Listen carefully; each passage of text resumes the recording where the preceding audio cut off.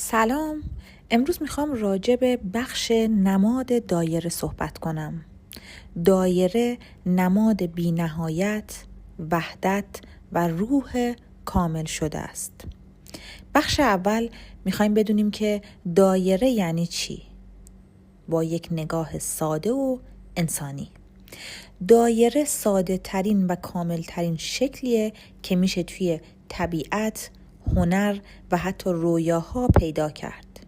هیچ زاویه‌ای نداره، هیچ ابتدا و انتهایی نداره. اگه با یک مداد شروع کنی و یه دایره بکشی به همون نقطه‌ای برمیگردی که شروع کردی.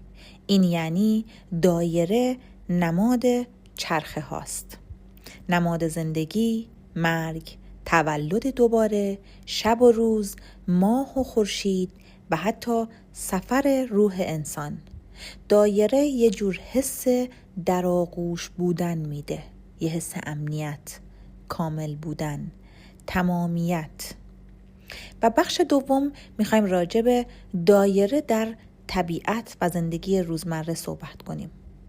قبل از اینکه بریم سراغ مفاهیم عمیق‌تر، یه لحظه به اطراف نگاه کن.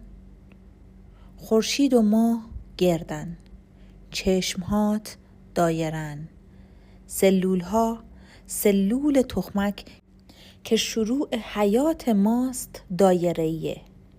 حلقه ازدواج دایره است. زمین، سیارات، کهکشانها همه دایره یا حالت چرخشی دارن. یعنی این شکل از همون ابتدا با ما بوده.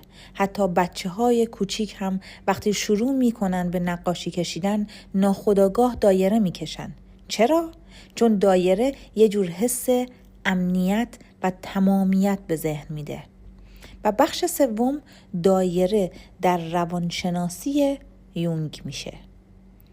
یونگ روانشناس بزرگ سوئیسی از دایره به عنوان یکی از قدرتمندترین نمادهای روان انسان یاد میکرد. مخصوصاً چیزی که یونگ زیاد بهش اشاره میکرد نماد ماندالا بود. ماندالا یعنی چی اصلاً؟ ماندالا یه طرح دایره‌ایه که توی فرهنگ‌های مختلف از هند تا تبت، از ایران تا آمریکای لاتین دیده میشه. یونگ میگفت ماندالا نماد ناخودآگاهه، نماد خود، سلف، یعنی اون بخش عمیق و جاودانه روان انسان که دنبال وحدته.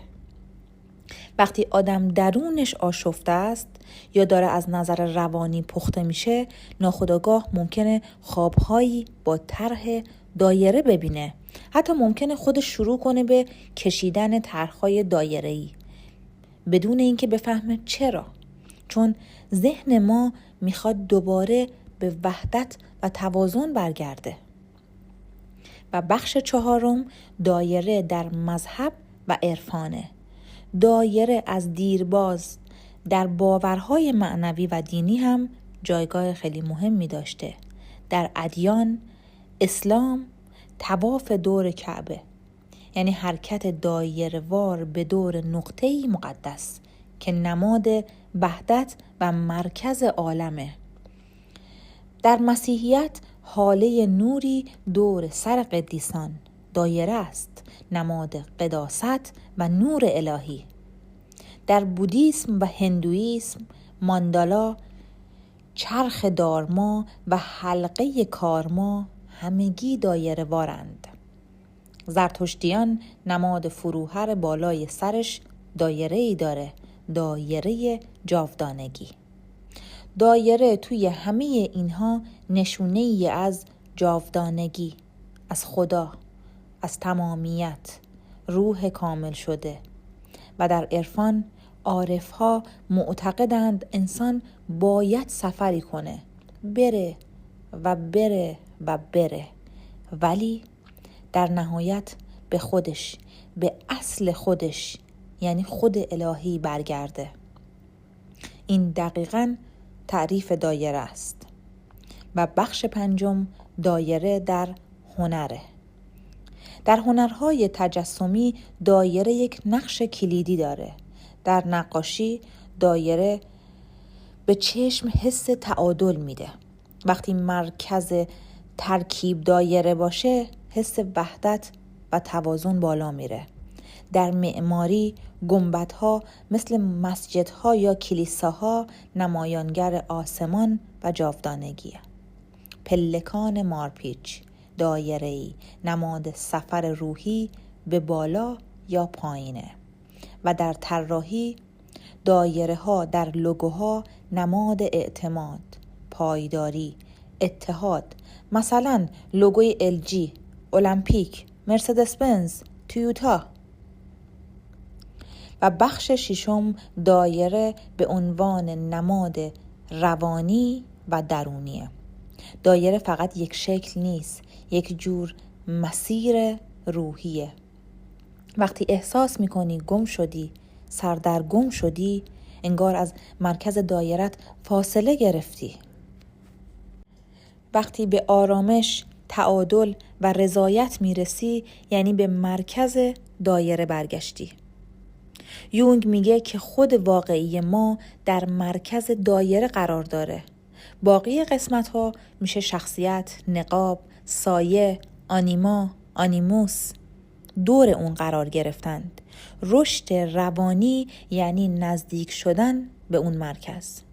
و بخش هفتم دایره در اسطوره و داستانه. در اسطوره ها سفر قهرمان همیشه به شکل دایره‌ای تعریف میشه.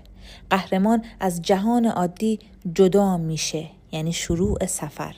وارد دنیای ناشناخته میشه، یعنی ماجراجویی، چالش‌ها و دگرگونی‌ها.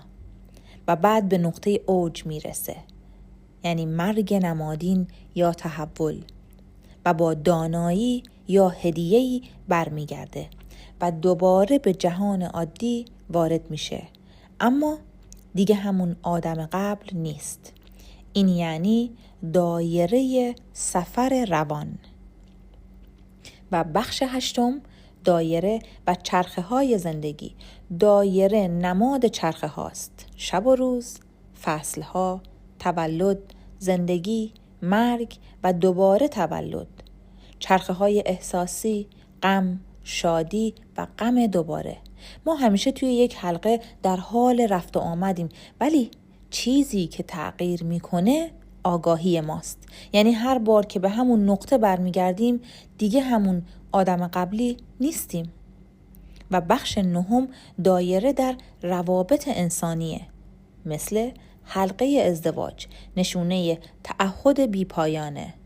دایره دوستان، حلقه ای از حمایت، عشق و وفاداریه. و نشستن به دایره نماد برابری و اشتراکه. حتی وقتی میخوایم حرف مهمی بزنیم ناخودآگاه میگیم بیایم بشینیم یه دایره‌ای با هم صحبت کنیم. و در آخر میخوایم بدونیم که چرا دایره اینقدر مهمه. دایره فقط یک شکل هندسی نیست، یه زبان جهانیه، یه رمز کهنه، یه آینه از ناخودآگاه ماه. دایره به ما یاد میده که هیچ چیزی آغاز و پایان قطعی نداره. همه چیز در حال برگشتن به اصل خودشه. رشد یعنی چرخیدن و بازگشت به مرکز با آگاهی بیشتره. تمامیت، امنیت و وحدت همیشه درون ماست. فقط باید به مرکز دایرمون برگردیم.